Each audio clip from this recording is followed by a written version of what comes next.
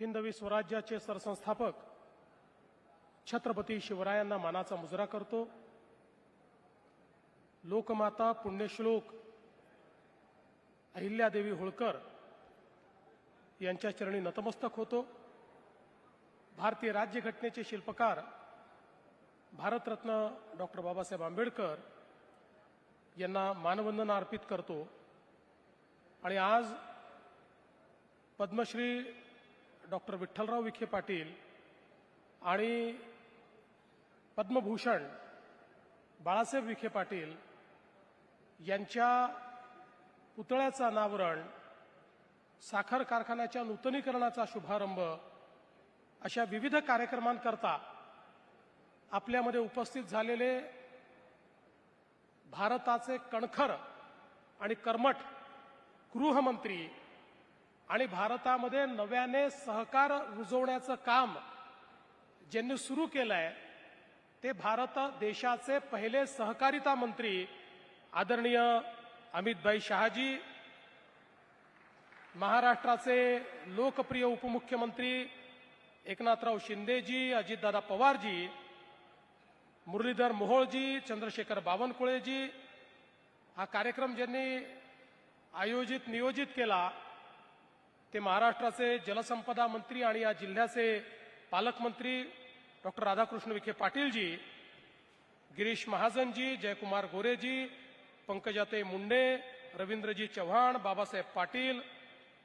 त्याचप्रमाणे या ठिकाणी उपस्थित असलेले सुजयजी विखे पाटील, राजेंद्रजी विखे पाटील, शालिनीताई विखे पाटील, आमचे सहकारी आमदार किरणजी लामटे, शिवाजीराव कर्डिले, मोनिकाताई राजळे, संग्रामजी जगताप, अशुतोषजी काळे, अमोलजी खताळ, विठ्ठलराव लंगे, काशीनाथजी दाते, विक्रमजी पाचपुते, या ठिकाणी उपस्थित वैभवजी पिचड, त्याचप्रमाणे श्री नितीन दिनकर, अनिल मोहिते, मंचावरील सर्व मान्यवर आणि या ठिकाणी उपस्थित सर्व भगिनी आणि बंधूंनो, आज अतिशय आनंदाची गोष्ट आहे की ज्यांनी या महाराष्ट्रामध्ये सहकाराची चळवळ रुजवली ते पद्मश्री डॉक्टर विठ्ठलराव विखे पाटील आणि ज्यांनी सहकार आणि जल नियोजन या क्षेत्रामध्ये या महाराष्ट्राला खूप मोठ्या प्रमाणात जागृत केलं असे पद्मभूषण बाळासाहेब विखे पाटील या दोनही महनीय व्यक्तींच्या पूर्णाकृती पुतळ्याचं उद्घाटन आज या ठिकाणी झालेलं आहे। हे केवळ उद्घाटन नाही आहे तर एक प्रकारे हे पद्मस्मरण आहे असं जर आपण म्हटलं तर ते चुकीचं होणार नाही। आणि त्यासोबत आमचे डॉक्टर सुजय विखे ज्या कारखान्याचे आता अध्यक्ष आहेत त्या कारखान्यानेही 10,000 टीपीडी इथपर्यंत आता मजल मारलेली आहे आणि त्या नूतनीकरणाचं उद्घाटन देखील आज अमितभाईंच्या हस्ते या ठिकाणी झालं। ही खरोखर अतिशय आनंदाची गोष्ट आहे। महाराष्ट्र ही सहकाराची पंढरी आहे। त्या सहकाराच्या पंढरीमध्ये खरी ही पंढरी निर्माण करण्याचं काम ज्यांनी केलं आणि त्या काळामध्ये डॉक्टर विठ्ठलराव विखे पाटील असतील, त्यांच्यासोबत गाडगीळ साहेब असतील, मेहता साहेब असतील, यांनी पहिल्यांदा या सहकारी चळवळीची मुहूर्तमेढ करत पहिला सहकारी साखर कारखाना निर्माण केला, तो यशस्वीपणे चालवून दाखवला आणि त्यातून ही सहकाराची चळवळ मोठी होत गेली आणि या महाराष्ट्रामध्ये ज्या ज्या भागामध्ये सहकाराची चळवळ पोचली, सहकारी साखर कारखाने पोचले, तिथला शेतकरीही समाधानी झाला आणि त्या ठिकाणचं उद्योगीकरण देखील चांगल्या प्रकारे झालेलं आपण बघितलं। आणि म्हणूनच आज या संपूर्ण सहकाराच्या चळवळीत त्यांचं स्मरण करणं, खरं म्हणजे विठ्ठलराव विखे पाटील साहेब हे नाडी तज्ज्ञ होते। अनेक लोक आपली नाडी परीक्षण करण्याकरता त्यांच्याकडे यायचे आणि नाडी परीक्षण करून अचूक निदान करणारे हे पद्मश्री त्या ठिकाणी होते। पण व्यक्तीपेक्षाही समाजाची नाडी त्यांना योग्य समजायची, त्यामुळे समाजाच्या नाडीचं योग्य परीक्षण करून समाजाला काय हवंय, शेतकऱ्याला काय हवंय, समाजाचं स्वास्थ्य कसं चांगलं करता येईल या विचाराने हा कार्यक्रम त्यांनी या ठिकाणी रुजवला.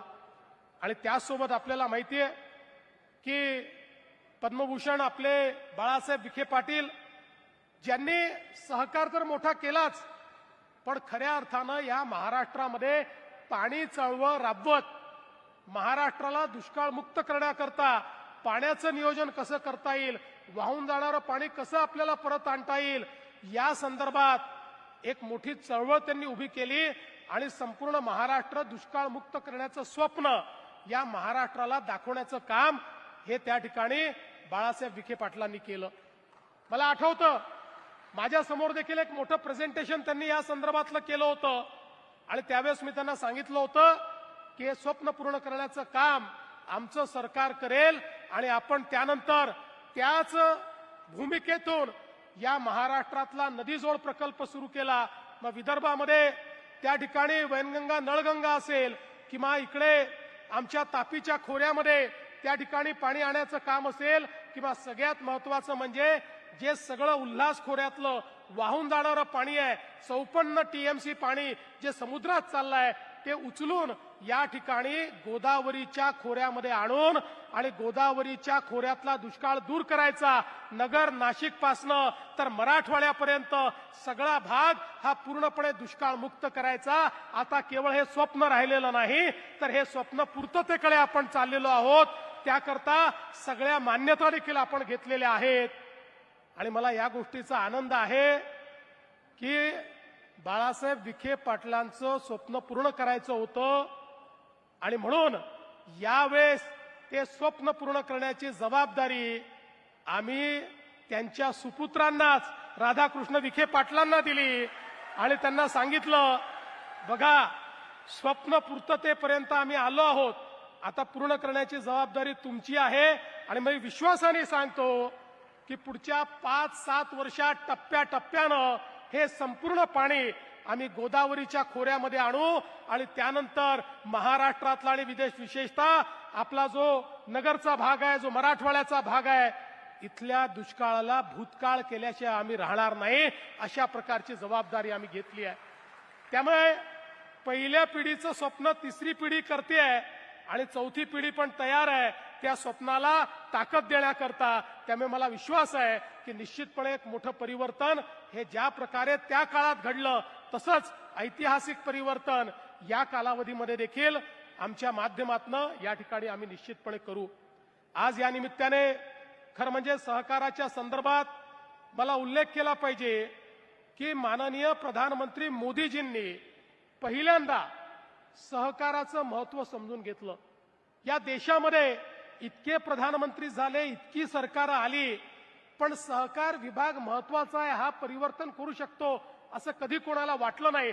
त्यामुळे कृषी विभागासोबत साईडला पडलेला एक डेस्क एवढंच त्या सहकार विभागाकडे पाहिलं जायचं. पण मोदीजींनी हा निर्णय केला की नाही, या देशात सहकार रुजवायचा आहे आणि म्हणून पहिल्यांदा देशाच्या पातळीवर स्वतंत्र सहकार मंत्रालय हे मोदीजींनी तयार केलं. आणि मग प्रश्न होता की या मंत्रालयाचा कारभार कोणाला द्यायचा, तर सहजतेनं नाव कोणाचं पुढे आलं असेल तर ते अमितभाई शाह यांचं नाव पुढे आलं.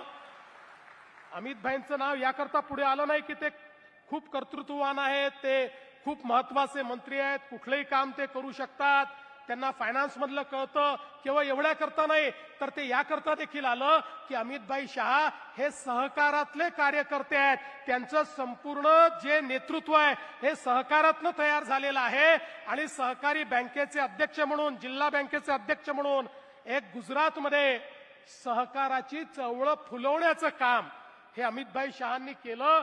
त्यामुळे सहकारातला कार्यकर्ता म्हणून पहिले सहकारिता मंत्री ही अमितभाईंना जबाबदारी मिळाली. आणि त्यानंतर आपण बघतोय एका पाठोपाठ एक अमितभाईंनी जे धडाकेबाज निर्णय या ठिकाणी सहकार क्षेत्राकरता घेतलेले आहेत. अनेक लोक जे या सहकार क्षेत्रावर आपली मक्तेदारी समजायचे तेही आता तोंडात बोटं घालू लागले की अमित शहा इतके निर्णय करतात कसे. मग ते आपल्या सगळ्या सहकारी कारखान्यांकरता असतो इतर सहकारी संस्थांकरता असो किंवा अगदी आपल्या प्राथमिक सोसायटीपासनं तर दूध सोसायटीपर्यंत प्रत्येक गोष्टीचं पूर्णपणे रिबिल्डिंग करणं, त्याचं पुनर्निर्माण करणं, त्यात प्रशिक्षण आणणं, त्यात टेक्नॉलॉजी आणणं आणि या प्रत्येकाला त्या ठिकाणी निधीची उपलब्धता करून देणं, आज एकट्या महाराष्ट्राला वेगवेगळ्या पद्धतीनं त्यांच्या विभागाच्या माध्यमातून महाराष्ट्रातल्या संस्था बळकट करण्याकरता 8 ते 10 हजार कोटी रुपये हे माननीय अमित भाईंनी त्या ठिकाणी उपलब्ध करून दिले आणि म्हणून खऱ्या अर्थानं सहकार चळवळ ही रुजवण्याचं काम अमित भाई करतायत. आणि आता या ठिकाणी अजितदादा विखे पाटील साहेब, अमित भाईंनी आपल्याला जबाबदारी नव्याने दिलेली आहे. आता सहकार क्षेत्रामध्ये आपल्याला एक नवीन सर्क्युलर इकॉनॉमी तयार करायची आहे आणि त्याकरता आता हे सगळं नॅशनल फेडरेशन वगैरे हे थंड पडलेलं आहे, हे काहीच करत नाही. आपल्याला आता त्याच्यामध्ये शिरायला लागेल, त्याच्यामध्ये आपल्याला जान फुकावी लागेल आणि त्या माध्यमातून आपल्या महाराष्ट्रामध्ये साखर कारखान्यातली जी सर्क्युलर इकॉनॉमी आहे, या सर्क्युलर इकॉनॉमीला रुजवण्याचं काम हे या महाराष्ट्रामध्ये आपल्यासारख्या या सगळ्या धुरीणांना करावं लागेल, सहकार मंत्र्यांना करावं लागेल आणि आम्ही देखील आपल्या पाठीशी खंबीरपणे उभं राहू हा विश्वास व्यक्त करतो. मी विखे पाटील साहेब आपलं राजेंद्रजीचे आभार मानतो की आपण आमच्या शेतकऱ्यावर संकट आलं तर आपण 1 कोटी रुपये हे मुख्यमंत्री सहायता निधीला दिले. मी याकरता आभार मानतो की काही लोक छोट्या मनाचे झाले आहेत. मागच्या काळामध्ये ज्यावेळी उच्चस्तरीय समितीची बैठक झाली आणि आम्ही साखर कारखान्यांना म्हटलं की 30-30 हजार कोटी रुपयाचे व्यवहार होत आहेत, 10-10 हजार कोटी रुपये सरकार तुम्हाला देत आहे, तर तुमच्या नफ्यातनं 5 रुपये हे शेतकऱ्यांकरता बाजूला काढून ठेवा. ते काय FRPतनं मागितले नव्हते. FRPतले पैसे हे शेतकऱ्याचे आहेत, नफ्यातले पैसे कारखान्याचे आहेत.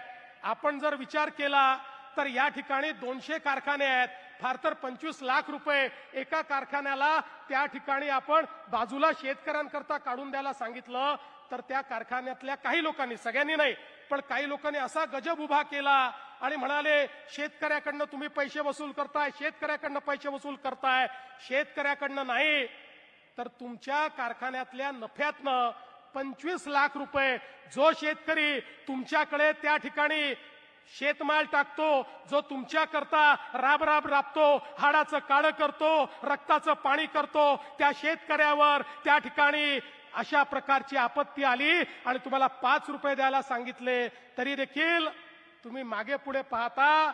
आता असे काही कारखाने मी शोधून काढले आहेत ज्यांच्याकडे शेतकऱ्याचा काटा मारला जातो. आता त्यांना मी दाखवणार आहे की तुम्ही शेतकऱ्याचा काटा मारून मारून या ठिकाणी पैसा जमा करता आणि शेतकऱ्याकरता 25 लाख रुपये द्या म्हटलं तर तुम्हाला त्या ठिकाणी देण्याची दानत नाहीये.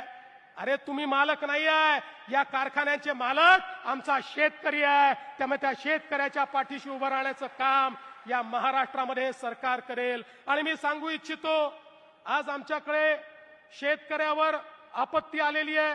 आपल्या अहिल्यानगरमध्ये देखील इतक्या मोठ्या प्रमाणावर कधी पाहिला नाही असा पाऊस आला. आमच्या शेतकऱ्यावर आपत्ती आहे.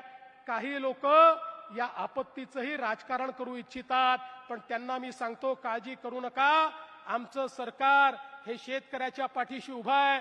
कालच अजितदादा, मी आणि आमचे एकनाथराव शिंदेजी आम्ही सगळे बसलो आणि शेतकऱ्याला जास्तीत जास्त मदत काय करता येईल या संदर्भातला आराखडा तयार करणं सुरू केलाय. आमच्या पाठीशी अमितभाई शहा आहेत. त्यांनी सांगितलं काळजी करू नका, काय लागलं ते केंद्र सरकारच्या माध्यमातून देऊ. त्यामुळे मी निश्चितपणे आपल्याला सांगतो, भरीव मदत शेतकऱ्यांना देण्याकरता राज्य सरकार निर्णय करेल. आणि जे लोक आमच्यावर टीका करतायत त्यांनाही सांगतो, एकदा आरशात बघून घ्या, एकदा आरशात बघा. तुम्ही असताना काय तुम्ही केलाय हे तुम्ही एकदा आरशात बघा, त्याच्यानंतर आमच्यावर टीका करा. पण कोणी किती टीका केली तरी आम्ही पर्वा करणारे लोक नाही आहोत. कारण आम्हाला या ठिकाणी खुर्च्या तोडण्याकरता लोकांनी पाठवलेलं नाही, शेतकऱ्याची सेवा करण्याकरता पाठवलाय आणि ते केल्याशिवाय आम्ही थांबणार नाही. आणि म्हणून पुन्हा एकदा मी या ठिकाणी आमचे राधाकृष्ण विखे पाटीलजी, सुजय विखे पाटील या सगळ्यांचं मनापासून अभिनंदन करतो. आपण हे जे कार्य चालवतात, हा जो वारसा आपण चालवतात, त्याबद्दल आपल्याला मनापासून शुभेच्छा देतो आणि माझं बोलणं संपवतो. धन्यवाद. जय हिंद, जय महाराष्ट्र.